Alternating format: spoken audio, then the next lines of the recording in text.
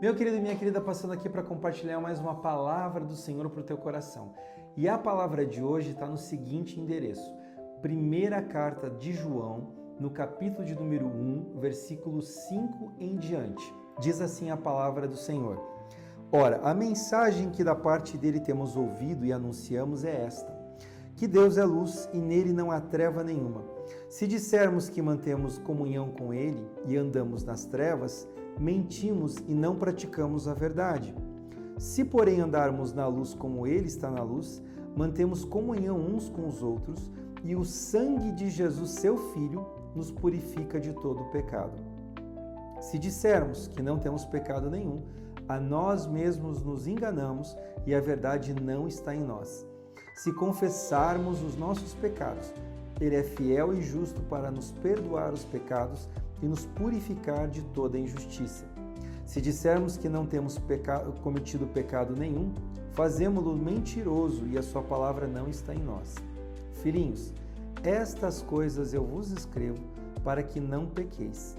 Se todavia alguém pecar, temos um advogado junto ao Pai, Jesus Cristo justo. Ele é a propiciação pelos nossos pecados, e não somente pelos nossos próprios, mas ainda pelo mundo inteiro. Essa palavra daqui é uma palavra que tem uma conotação de proteção. E por que isso? Nós temos aqui duas figuras muito emblemáticas, muito claras na vida de qualquer cristão, na verdade na vida de qualquer pessoa. A primeira delas, a gente tem Satanás, que fica 24 horas na presença de Deus, trazendo as acusações que cada uma de nós cometeu ao longo do dia, ao longo daquele determinado período. E qual é o objetivo dele pegar e ficar insistentemente na presença de Deus, relembrando a Deus os nossos pecados? Porque a partir do momento que nós temos um pecado cometido e não confessado, automaticamente isso nos afasta da presença do Senhor. E nos afastando da presença do Senhor, a bênção dele não chega sobre as nossas vidas. Ou seja, funciona como um impedimento, um impeditivo para que nós venhamos alcançar promessas e bênçãos que Deus já tem designado sobre as nossas vidas. É como se fosse realmente um bloqueio, como se fosse uma forma de retenção. Então, o Senhor ele não pode liberar aquelas bênçãos sobre as nossas vidas porque existe esse bloqueio. E esse bloqueio só tem uma maneira de ser removido para que as bênçãos nos alcancem, que é o perdão pelos nossos pecados. Então, a figura de número 1 é de Satanás. A outra figura, que é extremamente importante e é o nosso Senhor e Salvador, é o advogado. Esse advogado, que também a gente pode entender aqui no caso que é Jesus Cristo, ele desenvolve essa função, ele tem uma outra atividade perante o nosso Senhor, o nosso Deus, de fazer com que tudo aquilo que Satanás está falando, tudo aquilo que ele tem professado, ele tem relembrado a Deus para que não sejamos abençoados. E Jesus ele faz justamente o caminho inverso. A partir do momento que nós cometemos pecado, nos arrependemos e também confessamos os nossos pecados, Jesus Cristo é aquele que vai ouvir o que o Satanás falou, ele vai chegar diante de Deus e ele vai dizer, olha, realmente aquela pessoa errou. Hipoteticamente, realmente aquela pessoa mentiu. Ela mentiu mesmo, mas ela se arrependeu, ela pediu perdão em meu nome e lembra, Pai, que naquele dia que o Senhor pegou e pediu para que eu fosse ao sacrifício, eu fui, eu subi naquele madeiro, eu derramei o meu sangue, eu morri por causa dele, dela. E por isso, ainda que ele tenha mentido, eu quero relembrá-lo que já houve um pagamento por causa desse pecado. E esse pagamento foi a minha própria vida. Portanto, Senhor, eu entreguei o meu próprio corpo, eu derramei do meu sangue para que essa pessoa alcançasse o perdão. E a partir do momento que Jesus se posiciona dessa forma perante Deus, Satanás ele não tem mais absolutamente nada para questionar, não tem mais absolutamente nada de que acusar o povo de Deus. Claro que aqui a gente está tentando, de uma maneira muito ilustrativa, trazer uma grande verdade e uma grande premissa, de que nós temos, então, diante de Deus, um advogado que revoga ao Pai em nosso favor. Então, ele não deixaria com que nenhuma das acusações viesse ser impedimento que nós alcançássemos as nossas bênçãos. Mas veja, para que isso aconteça, nós temos que ter muito claro no nosso coração que o fator arrependimento e um arrependimento sincero precede o perdão. Ou seja, sem que haja um arrependimento sincero, não tem como o Senhor Deus pegar e perdoar, porque Ele basicamente vai ver, e ao sondar o nosso coração Ele vai confirmar isso, se teve apenas um leve remorso, que é uma atitude de, puxa, errei, pisei na bola, mas tudo bem, ou se existe uma atitude muito mais profunda, que diz, puxa, eu errei demais, Senhor, eu não queria ter feito isso, eu fiz, me perdoa. Eu vejo quão falho eu sou, o quanto desprezível eu sou, o quanto eu realmente careço da Tua misericórdia. Senhor, eu me sinto mal, eu me sinto sujo, eu me sinto péssimo. Então, a forma de você gerar esses frutos é que vai realmente dar o diagnóstico correto. Se a pessoa está apenas com remorso ou se ela está com arrependimento.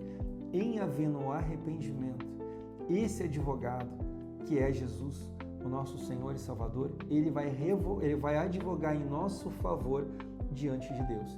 E não adianta o inimigo chegar e começar a querer continuar com as acusações, porque ainda que ele venha trazer a memória de Deus o que nós cometemos de falhas, Jesus ele vai deixar muito claro, olha, mas o meu sangue purificou, e a partir do momento que purificou, também apagou.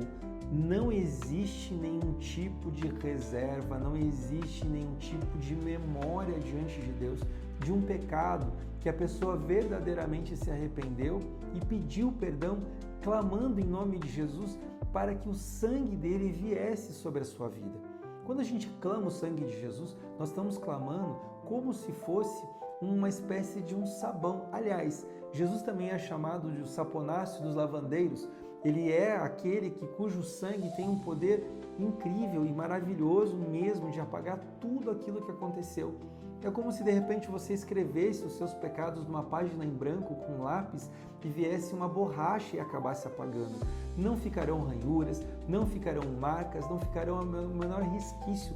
Aquilo foi literalmente apagado. Por isso, Satanás ele acaba se esvaziando de todo tipo de acusação. E a partir do momento que não tem nenhuma acusação contra nós, já não existe mais nada que o Satanás possa realmente levantar contra nós. Aquilo que retinha as nossas bênçãos ou as nossas orações de serem respondidas, automaticamente é liberado, porque o Senhor Jesus, através do seu sacrifício, ele acabou fazendo isso, a propiciação dos nossos pecados. Em outras palavras, o sacrifício que ele fez pagou toda a dívida e por isso não tem nada mais contra você. Veja, muitas vezes a gente escuta testemunhos de pessoas, testemunhos maravilhosos, fortíssimos, pessoas que foram bruxos e portanto são chamados de ex-bruxos, pessoas que foram adúlteros, aí tem lá ex-adúltero, pessoas que foram envolvidas em pornografia, então sempre tem um ex. Satanás ele tem esse costume de trazer e relembrar isso, o que você foi no passado. Mas o mais importante é que esse advogado, quando ele advoga a tua causa, ele apaga até esse, entre aspas, ex. Não existe mais isso. Você é uma nova criatura. Deus, ele te chama pelo teu nome, ele não chama pelo nome do teu pecado. Deus, quando ele quer falar contigo, ele fala de uma maneira direta contigo através do Espírito Santo. Não precisa de intermediadores. Ele chega e deixa muito claro isso. O Espírito Santo testifica teu espírito em relação àquilo que de repente estava impedindo você de usufruir das bênçãos do Senhor. O Espírito Santo, inclusive, ele tem um papel também muito importante, extremamente relevante, porque a Bíblia fala que é ele que convence o homem do pecado, da justiça e do juízo. Portanto, se você errou, não importa o que foi, não importa o quantas vezes foram, se realmente você tiver arrependimento dentro do teu coração, um arrependimento sincero, clame a presença de Jesus, peça que o sangue dele venha te purificar e que ele te conceda uma nova vida, porque a partir do momento que você assim o faz, todo o escrito de dívida que era contra você, ele é apagado nas regiões celestiais por meio do sangue de Jesus. Isso é extremamente importante. Uma coisa que eu aprendi desde pequeno é que quando nós vamos confessar algo, nós devemos confessar exceto se houver uma situação muito extraordinária, como por exemplo mudos que não conseguem emitir sons, e aí tem uma outra forma de se comunicar, outra forma de linguagem. Fora isso, é importante que quando você confessar o seu pecado diante de Deus, você também faça isso de uma maneira audível. E aí tem um outro detalhe pelo qual deve ser feito dessa forma. Deus, ele tem condição de ler os teus pensamentos. Ele sabe o que você pensa. Mas já o inimigo, o nosso adversário, não. Ele só consegue ouvir e entender aquilo que nós falamos. Por isso que a palavra, ela tem um peso muito grande na nossa boca, tanto para o bem quanto para o mal. Especificamente aqui sobre a questão do pecado, ela tem sim um papel preponderante, porque a partir do momento que nós chegamos diante de Deus e falamos, nós proferimos as palavras de arrependimento e pedimos o perdão, né, em nome de Jesus, através do sangue dele, é quando o Senhor escuta essa oração, afasta todas as acusações de Satanás e deixa muito claro, esse pecado já foi perdoado. E, portanto, por causa disso, para o meu filho, para minha filha, as bênçãos estão sendo liberadas.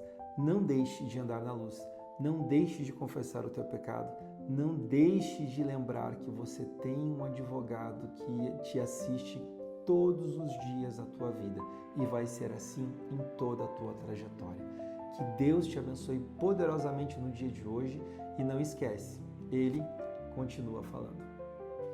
Querido, se você gostou dessa mensagem que você acabou de ouvir, eu gostaria de te pedir uma coisa, que você então estivesse se inscrevendo no nosso canal, porque isso é extremamente importante. Ele continua falando, Deus todos os dias está mandando uma mensagem dele para o teu coração. Então se inscreve no nosso canal, que você possa estar ativando o seu sino de notificação para que quando nós postarmos você receba essas mensagens naquele mesmo momento, que você possa também compartilhar isso com as pessoas que você segue, que você tem contato, para que mais pessoas possam ser alcançadas por esta palavra e também que você deixe um comentário. E o comentário é muito importante para nós, porque em você comentando, nós vamos ter você na nossa lista de oração, nós vamos estar podendo interceder pela tua vida e pelas tuas situações, pela tua necessidade cotidiana. Que Deus te abençoe em nome de Jesus.